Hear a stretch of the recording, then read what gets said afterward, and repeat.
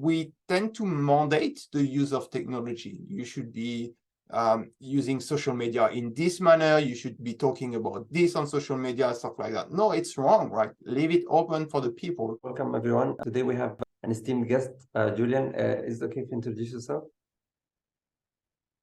Yeah, thank you, Azan, for having me on your show. I started Peoplelyzer in 2020, so peoplelyzer.org, and I am specialized or expert in change management. I've been doing change management during 25 years, which consists in bringing change inside the organization or different contexts. That's me. Okay, so you see in the world today we have like a lot of talk about decentralization. What does it actually entail? Like when people say decentralization of, like, for example, money or organizational structure or something like that, what does it mean actually?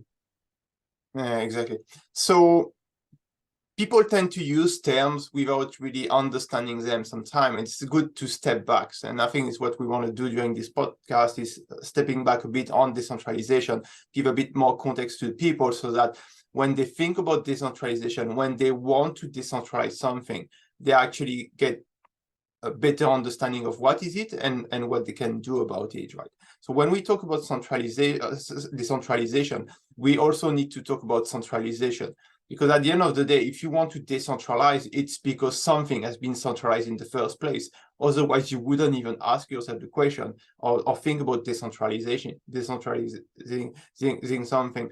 And so in terms of centralization, it's really about what we observe, right? So I see centralization of wealth, centralization of information, centralization of strength in terms of human or technological strength, centralization of decision making, and you could link that to information, but it's a type of centralization, and centralization of a capability of control, basically, right? So this is the centralization that we tend to observe in the current world. And so from a practical angle, what do you see, right? You see centralization of money, for instance, of wealth within a certain number of persons, centralization inside organization, corporation, right? Centralization, for instance, in terms of asset management, right? When you think about BlackRock, Vanguard, State Street, right? So these are different types of centralization that you can observe, but they all come back to similar pattern around information, wealth, strength. And so when we think about decentralization, it's usually those stuff that we want to address. But I would advise the people to also step back around, also like, I want to decentralize. Why do you want to decentralize? And I think the reason... like the question is it like what makes centralization good or bad, and why decentralization? Because some people perceive that centralization is always bad, and maybe decentralization is always good. So is this true? I think it's about risk management, right? So when you look at centralization, let's say we live in a village, right? And some of the people start to centralize the wealth or all the resources, right? And as we observe them to gather the resources and the wood, the water, whatsoever, we tend to think for ourselves like, there might be a risk actually, because I start to have nothing, right? And they start to have everything and I start to have nothing. It's a bit what's happening in the world when, for instance, you look at the wealth of the 1%, the people are super rich, increasing their wealth more and more and more and more, right? As you can see it through the statistic. But then the other people is like, okay, the wealth is going toward those people, but what about me? So I think centralization is actually a risk, right? And it's because we perceive it as a potential risk, a risk that, I don't know, we own nothing or we don't have access to information. But at the end of the day, if you look at the pattern, it's the risk of not having access to something anymore, right? You used to have access to something that used to be available at your level here, right? In the village, I used to have it in my house. Now it's centralized somewhere. And as we perceive a risk, we think about decentralizing, right? And then we go into action to decentralize. If we think about centralization or decentralization, let's say, for example, maybe someone would argue that it might create chaos. Is this like possible? Like, let's say, for example, we're managing in the village, we're managing like the water utility of the village. So is there like an aspect to centralization that might be useful? So I think I'm your just question like is trying to challenge, just to yeah. start like something. Your question is excellent, Azan, right? Because it's true that some people will think that if you decentralize, if you actually kind of empower the people at the edge, then there will be chaos. So actually, what you can do to prevent so usually it's a fear that does not happen. So it's in your head that you think this. But if you actually let it happen in reality, chaos will not happen. So I remember there was a forum, right? And basically, you remember the Pong game, right? The Pong game of the ball bouncing between two walls, right? And the experience they did was that in the room, people had card. They had the blue and red card, right? Everyone had the blue and red card. And so what they did is that those with the blue card control the right band, okay? Those with the red card control the left band. And so it was randomly assigned to people, right? But yet people managed to actually play the game. So can you imagine, right? There was no defined rule and stuff like that, yet they were able to, by showing the blue card or red card, to control the band on the screen in front of them. And there was around, I think, 500 people in the room, meaning that if you think about it, you tend to think that there would be total chaos, that the game wouldn't even work because people are not able, there's so many cards, right? So many people, and they can't communicate between each other. It's like, it's not possible, 500 people, yet everything was working. Meaning that we always have a preconception of okay, what will happen, but actually it doesn't turn in this manner. What we could do, just let me add on that, we could do is usually you could create some principles, some codes, basically some basic rules that people need to respect, and that help to frame the system, to create some boundaries. But at the same time, you don't want to control too much a system because you don't know what will happen. So let it go first, see how things turn out, and then put rules if necessary. Don't put rules from scratch. It's always we tend to be control freak, unfortunately. It's the way we've been educated by the system, and we tend to put rules everywhere. It's not beneficial for us. I was actually just going to ask you about this. Like, is it okay if then maybe that we have like a set ground rules, and then, but like the idea that you mentioned is very important, that if we try to estimate what will happen in the future, maybe we will over-regulate. So it's better that the rules be introduced as needed, basically. And I think Elon Musk mentioned something about like also maybe there should be a mechanism to also remove all the regulation that is no longer valid. Because you see all this actually on YouTube, there is a lot of videos about this. People breaking rules that are very ridiculous because they are like 200 years old, 100 years old. Yeah. So yeah, so it's important. What you're touching again, it's very important.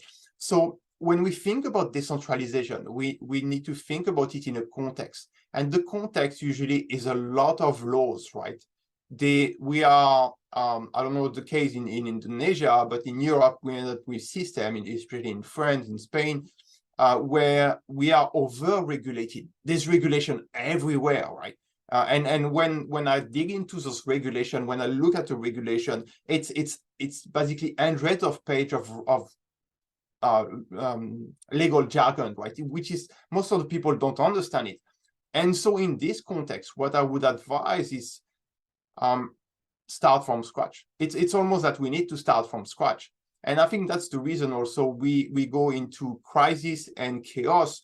And then as a crisis happen or chaos happen, we often start back from scratch, right? Create a new system. Why? Because it's often impossible to find out what you need to remove from the previous system. It's just too complicated. Like, let's try to remove regulation. Okay, which one to remove first? It's impossible. You cannot tell, because the system has been, but it was done on purpose to create insane regulation so that we've got a whole legal system that actually feed on this jargon and complexity to make money, right? But I would advise to sometime forget about the existing system, create something new from scratch, and as you say, right, see how the things behave, and then put rules if necessary. Don't think in terms of rules first. Let the system play as it should play, and then see how it behaves and put rules or codes or principles if necessary. Is there like a very good example to illustrate this, like in practicality, like in real life? Yeah, sure. So I used to do, well, I still do, but change management inside the organization. And as we try to empower to decentralize decision making. So let's imagine we have a team of 10 people, classic team of 10 people in a company. There's a boss, okay? The boss is taking most of the decision for the 10 people. You need to do this, blah, blah, blah. Okay, we start to change. We want to decentralize decision making. So instead of having the guy, the boss, taking the decision all the time, we start to look at what are the type of decision that you need to take, and we start to let the team decide. And what we will do, we won't put any rules. But regarding those type of decision, let's say we've got 5 types of decision to take on a weekly basis. Let's say decision number 1, type number 1 and 2 will be delegated to the team from now on. And so as the team start to gain new responsibility, we have decentralized decision making. We see how the team behave. Is the team able actually to take decision? And what's the quality of the decision making of the team, right? When they take a decision, right? And so based on the result, we adapt. But this is just a one simple example of, and some of the people think, no, it's not possible. The boss has to take the decision. No, most of the time, the boss is taking decisions which are actually better taken at the level of the team. Why? Because they have information. So why would the information need to go to the boss for him to take a decision when the team can already take the decision and potentially get it validated by the boss? That's it. So would you say that the decentralization is more to a flat structure compared to centralization, which is more like a pyramid structure? Yeah, I think there's a concept of structure. Yeah, definitely. But it's because I think from a structure perspective. So my experience is also in system design, system thinking. So when I think about centralization or decentralization, I look at all the parts of these topics and how they interact between each other, right? So that I get a view of the structure, and then it's very easy after to implement centralization or decentralization. If you want to decentralize information, let's take an example, for instance, right? If we look at the information industry, and especially you look at the news industry, you've got mainstream media centralizing information, basically pushing information to all the people. If you look back like 50 years ago, there used to be a lot of newspaper, right? If you take the US, there was basically local newspaper everywhere. So local point of information basically being emitted. Now it's more centralized into ABC, CSBC, and also CNN, all those mainstream media. But then if you look at that, well, what's the structure and how can we start decentralizing information, right?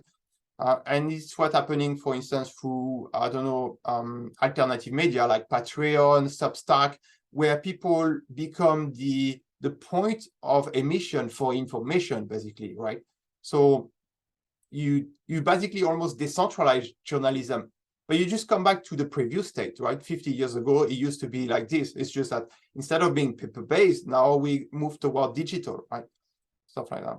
And maybe like also technology allows it to be like down to the individual level. So instead of, for example, having the city level, it's like now up to the individual, like we have the individual governments and all this.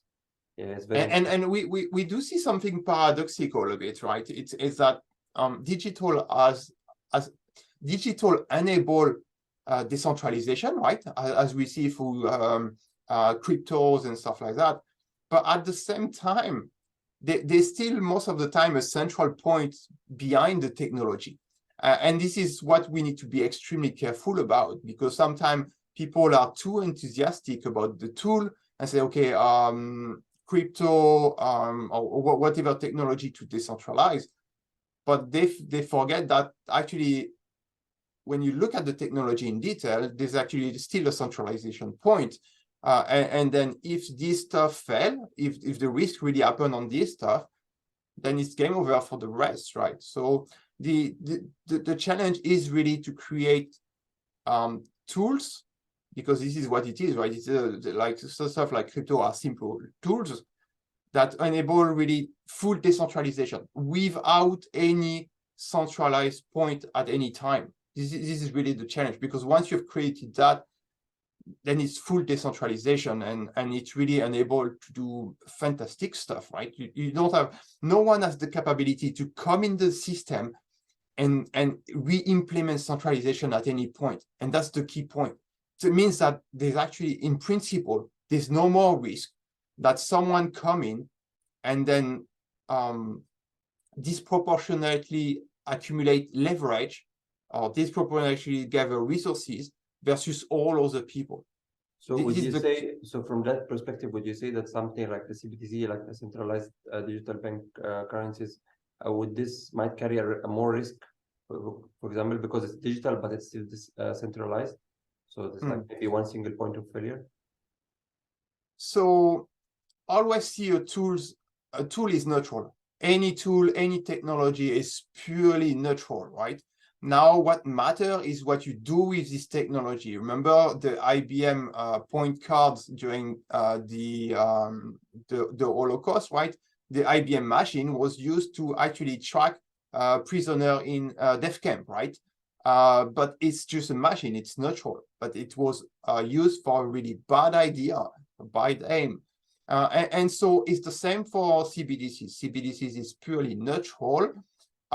In principle, when you think about it, well, having digital money could be actually much more convenient for the people, right? So it's like you've got it on your phone, and then you can transfer very quickly. The exchange fee or transaction fee should be extremely low. You've got potential traceability, means you can do your accounting in a much better way. You can trace back what you've been paying this month and stuff like that. But at the same time, it depends also on the mindset and the people who are behind. Because don't forget that this technology is not actually decentralized. It's not. It's centralized into the hand of central banks. And so it means when something is centralized, there's people behind. It's not like there's an AI, we've created an AI that is able to manage CBDCs. No, far from that. It's physical people, right? It's the head of the ECB and the Fed and the Bank of England, right? Or that govern how CBDCs will be used.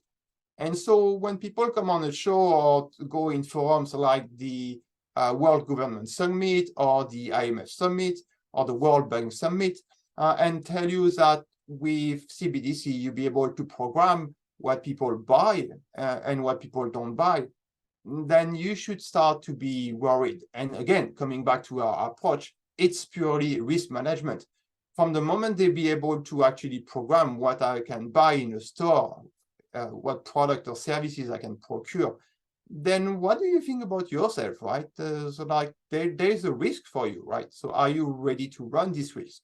If you're not ready to run the risk, then maybe think about adopting or not adopting the technology in the first place, right? Yeah. So do you think that, like, for example, we have to have like a nuanced approach to everything? Because like as you mentioned, like technology is neutral at the end of the day. So basically, for example, CBDC maybe can be used to empower people who are like don't have the ability to open banks as easily or bank accounts. Maybe they will be able to open some. So yeah, maybe there is like a good side to it in a way. But and also maybe itself like digitizing the money. Maybe it will allow people also to, for example, to onboard the decentralized technologies, right? So maybe like some centralized technologies can accelerate the adoption of decentralized ones, because like the people who go into this digitalized era, like for example, it's similar to how the news, like all this mainstream news, like let's say for example the New York Times, when they went from print to digital, people started sharing these links. And then people, instead of, for example, sharing the links on the social media, then they started to put their own spin on the news. And then the people started to be the source of the news. like the influencers and whatnot. So yeah, there's sometimes maybe like there's a mix of the two, and like maybe the evolution, like some form of evolution and how they progress.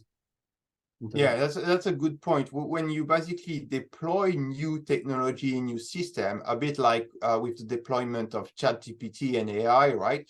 You actually don't see all the use case from day one, right?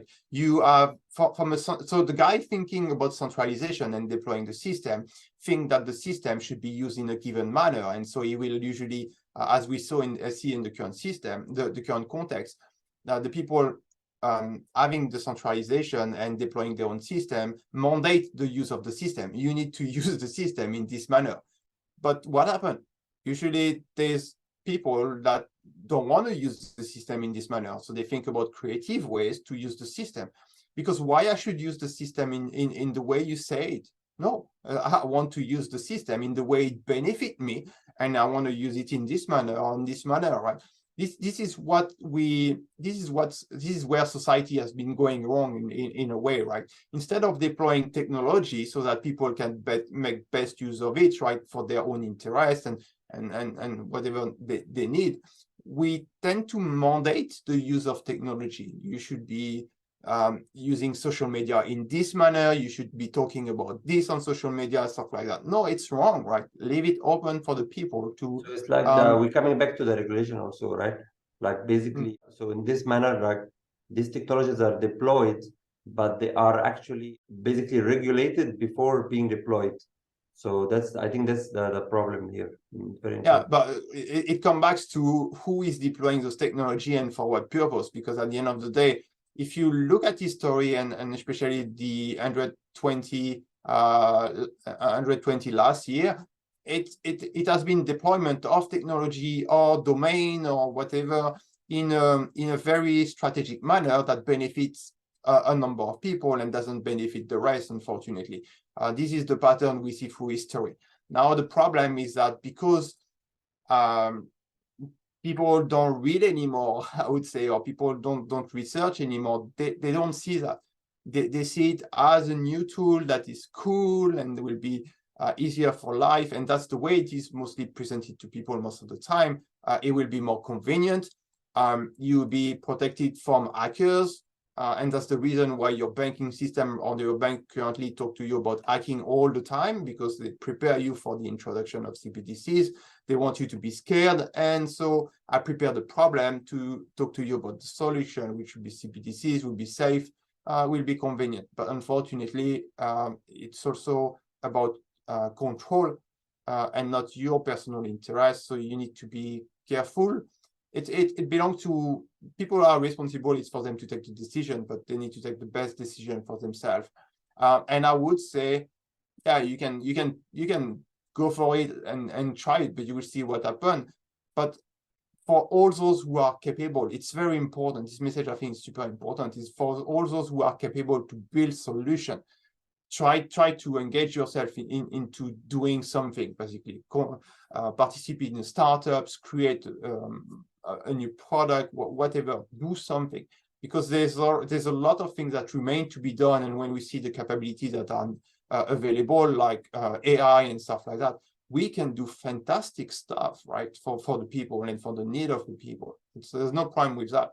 It's So just that does the Peoplelyzer like mission fit into this, or like what does actually Peoplelyzer like mission is? Oh, definitely. So the goal of Peoplelyzer is to help people to transition toward a world where we put money on the back seat, and on the driver's seat we put our well-being, meaning that we care more about our well-being and happiness than about just paper money, right? Because it's all what it is, right? And paper money benefit the guy who has the hand on the printer and who owns the printer, right? And so in that context, inside Peoplelyzer, you've got a wide range of solutions. But we've got, for instance, so you are talking about CBDCs. We've got networks and organizations that create their own tokens, for instance. So, for instance, if you work free 1 hour, you get free tokens, right?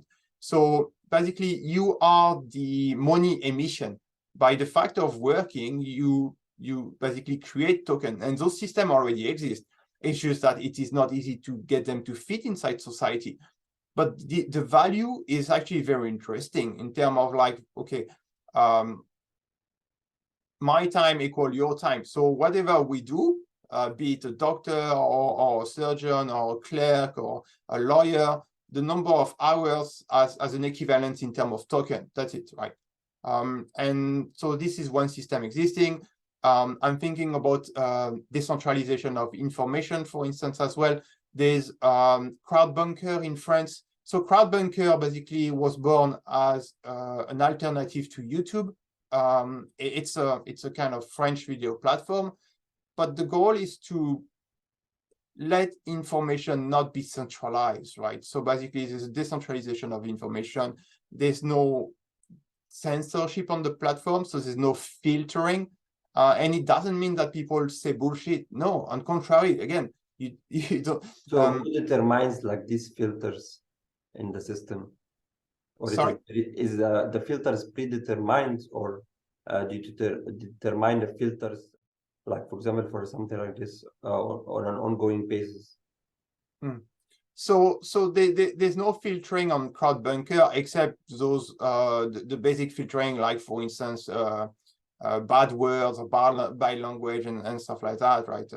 But if you look at a platform like YouTube now parse all the content basically as you upload, and then whatever content does not fit the narrative or it does not align with the company policy, they just remove it. It's simple, right? Even if they don't censor it, sometimes they just hinder its distribution, like limit its distribution, and maybe they wouldn't. Yeah. So behind information management, there's a whole set of rules and regulation that we're actually not aware of it. Yeah, exactly. Hidden rules that we don't see. For us, we see the front end every time of the website, be it YouTube and all those videos. Behind in the back end, there's a lot of rules managing information. Yeah, definitely. Very nice. Okay, thanks for sharing today with us like this idea about the decentralization, also like the concept about like how does like Peoplelyzer like basically prioritize people over the systems themselves, right? Over the tools. Is there any way that people can reach you? Like is it peoplelyzer.org, right? Yeah, they just go to peoplelyzer.org. How about social media? Do you have like any specific social media handles or something? So I'm mostly focused on peoplelyzer.org. There's a contact tab. They can contact me. I make it easy for me to manage information as well. So I don't try to expand everywhere. There's a YouTube channel as well. But reach me through peoplelyzer.org. And last thing is that for all those who've been listening to this podcast and want to work on decentralization, go for it, right? Document yourself, study a little bit on decentralization and centralization, but go do something, because it's a fundamental domain of what we do in society, right? Centralization of information. And it's almost also like starting. It's like almost like a revolution starting. So anything you do, hopefully, will benefit society. Yeah, definitely. Thanks for your time today. Thank you, Azan.